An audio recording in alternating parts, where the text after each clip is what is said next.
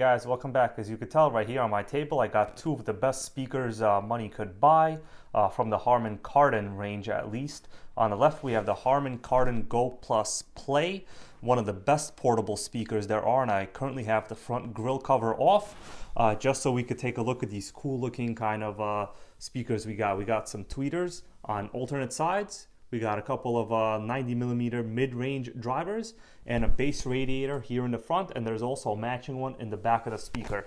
Right now I just have the cover on just because it's nice and neat, but either way you get the point. There is a matching bass radiator on the reverse side also. On the right here we have actually one of my longtime favorite speakers. This is the Harmon Kardon Aura Studio.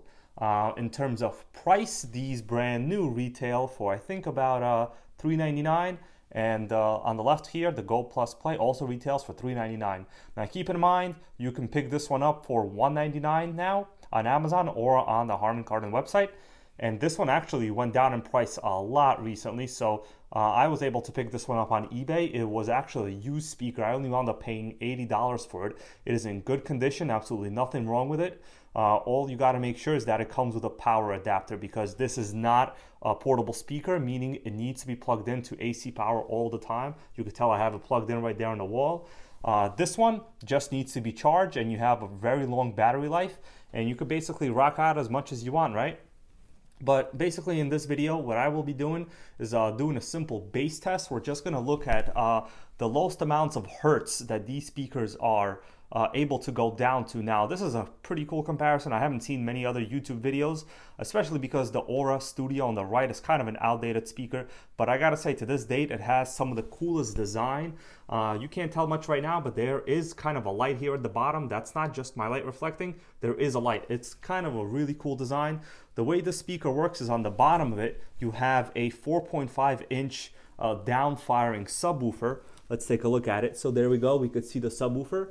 4.5-inch, it's rated at 30 watts, and on the circumference of the speaker all around, you can't see here, but behind this little mesh there are 6 1.5-inch smaller powered speakers. They call them tweeters, but honestly I would call them just regular, maybe, well, not so much mid-range drivers. But we'll take a listen to the speaker and we'll see what it sounds like with normal music as well. Here we have a 100-watt rated Harmon Kardon Go Plus Play, and keep in mind that is 25 watts times 4, because you have 4 drivers, but that is only in AC mode. I'm actually not quite sure what how low it goes down to in terms of watt usage in regular battery mode, but right now we have this one in regular battery mode. The battery is fully charged, and the Aura Studio here is just obviously connected a power cable. Okay guys, so I pulled up a basic frequency response test. We're just gonna go down as low as we can on each. I'm gonna start over here on the left. I'm at about 75% volume on both. We're gonna try to see if it actually goes below 50 hertz or somewhere stops before there. Okay, so we're on the left. So I could still hear it. Let me show you guys, this is the mic. We could still hear it. I still hear it normally. Still pretty good response at 80. Starting to vibrate here a lot. 60, not bad.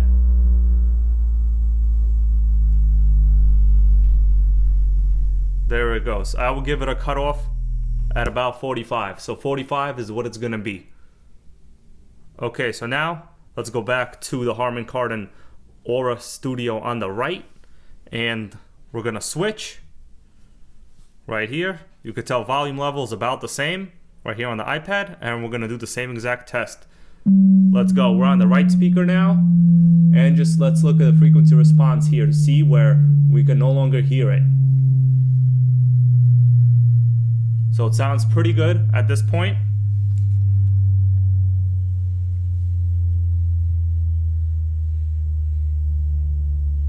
Still kind of hanging in there. The table's vibrating right now. It's pretty violent. Okay. There it goes. So I would say maybe this goes about 5 hertz lower. It seems to have a little bit of a better bass response, in my opinion, but overall, I would say they're about matched at this point. Okay guys, so I pulled up a song with an okay amount of bass. We're going to try to take a listen. I'm going to have the microphone kind of right here so you can see how far away it is from the speaker. It's about 2 feet from each, and we're going to alternate. We're going to start over here on the right. We're at the same volume level as we were previously.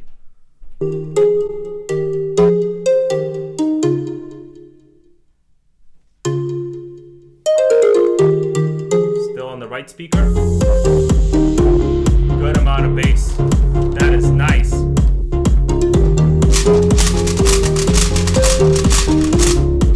That's a good amount of bass. Oh wow. It's like a typhoon. Let's switch over now. Now we're on the Go Play. You can tell the bass radiators are going right here. They're dancing, guys.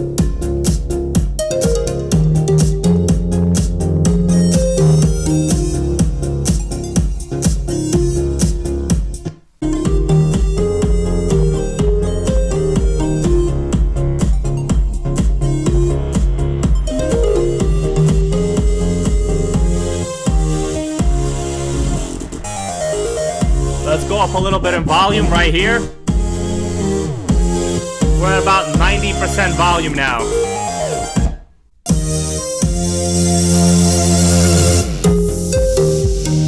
Also about 90% volume. We're matching it on the iPad here.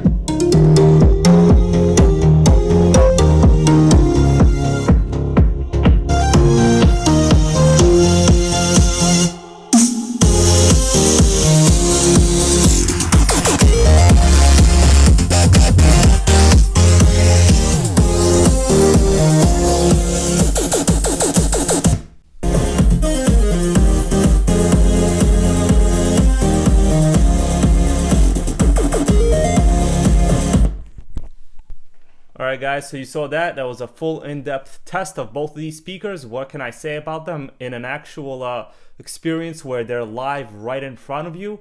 It sounds to me like the Harmon Kardon Go Plus Play, which is this one. It has kind of a higher treble level. So in terms of that, like bass, I would say based on the frequency response test, it doesn't go quite as low. It has kind of a more, I could say, live sound.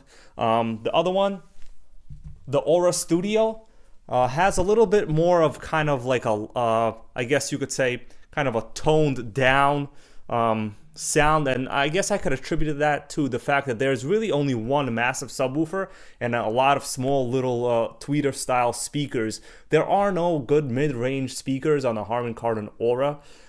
Yet this one has, pretty much a whole array of speakers here. You have here for the highs, good mid-range. You have some bass from the bass radiator. So that I think is really my my logical answer when it comes to the difference in the sounds here. Now they're both fantastic. I guess design-wise, it really happens kind of to be whatever you desire and what you look for. I like both of them in their own different ways, and I'm happy, and I'm probably going to wind up keeping both of them. And here, guys, we have also another speaker. We're just basically going to compare them in terms of size and dimension. As you could tell, I have the Harmon Kardon Onyx Studio. This is the first generation model. Once again, it's very similar to the Go Plus Play in the fact that it has two bass radiators, one in the front and also one in the back here.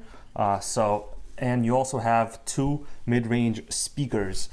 These are kind of a smaller kind of diameter, but you also have identical sized tweeters. In terms of power, this is rated at 4 times 15 watts, so you have 60. So obviously the Go Plus Play has 40 watts on this one. Also, I've had the speaker for a very long time. I know very well, very satisfied with it, and great looking speaker in general. And here we have the big boy, guys, the Iowa Exos 9. Look at that. It dwarfs all of them.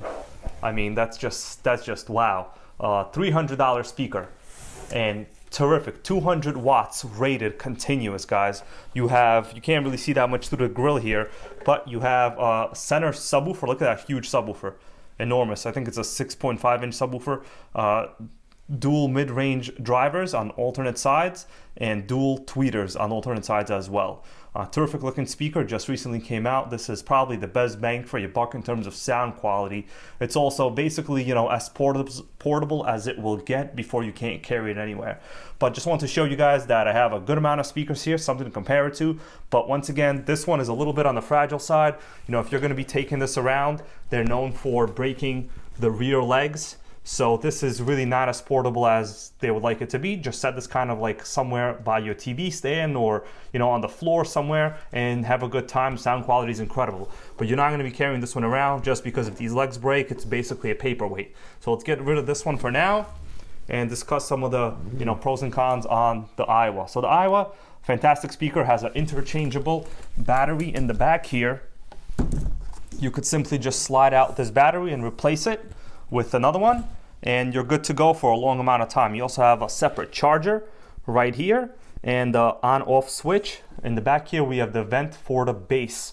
A lot of wind coming out of here, guys. We're talking like it gets windy here, and that's what I like to see. A nice rubber handle, and it's pretty smooth, clean looking design, kind of reminiscent of a classic 1980s style, you know, like heavy boombox where people kind of used to just walk around with them on their shoulders. But $300, well spent, very happy with it. Fantastic sound quality, deep, rich bass. If you want some more info on this, just, you know, look them up on eBay. I actually have a couple of videos on my channel. But for now, let's just get to a couple of these sound tests on these two, I would say, pretty much competitive speakers in their current segment and from the same brand. But anyways, there it is, guys. Thanks so much for watching. If you have any questions about anything or comments, I'd be very interested to know, and I'll make sure I can at least write you all back. Thanks.